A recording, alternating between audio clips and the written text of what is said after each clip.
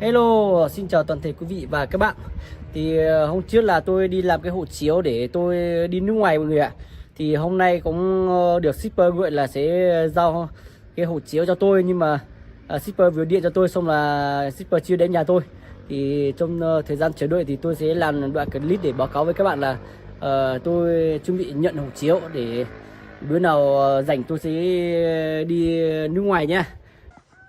Đây mọi người ơi, shipper đây. Ô, chào shipper nhá. Cho quay video tí nhá. Đây. Anh Vâng. thế mà nhau đồ em phải là nhà trên. Không, đây mọi người ạ. Đây là cái hộ chiếu của mình nhá mọi người nhá. Thì tôi cảm ơn lên shipper nhá.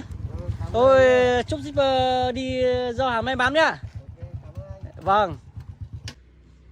Ui giời ơi, đây này mọi người ơi, chỉ là một tờ giấy thôi, có gì đâu. Đây sẽ Cộng hòa xã hội chủ nghĩa Việt Nam. Đấy. Sau là dưới này chắc là cái chữ gì mà không biết.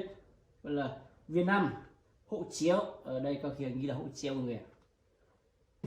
Phải có cái này mới đi nước ngoài được, không có cái này không đi được. Nó chỉ là một tờ giấy thôi nhưng mà có mới đi được mọi người ạ. Thôi thì không phải là nơi dài dài dòng dòng nữa, đơn giản là tôi sẽ bắt đầu đi xuyên cả quốc gia.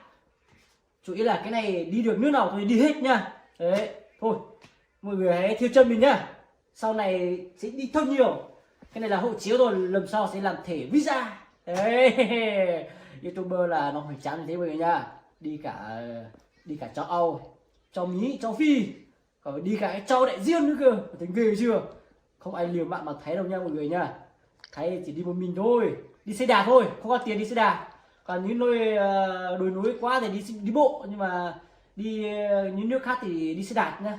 Thế không có tiền đi xe máy với xe ô tô, đi xe đạp thôi. Đấy, thôi nói nhiều thì mọi người cứ bảo là mình chén gió, nhưng mà thôi, tạm biệt mọi người, hẹn gặp lại mọi người video sau, bye bye.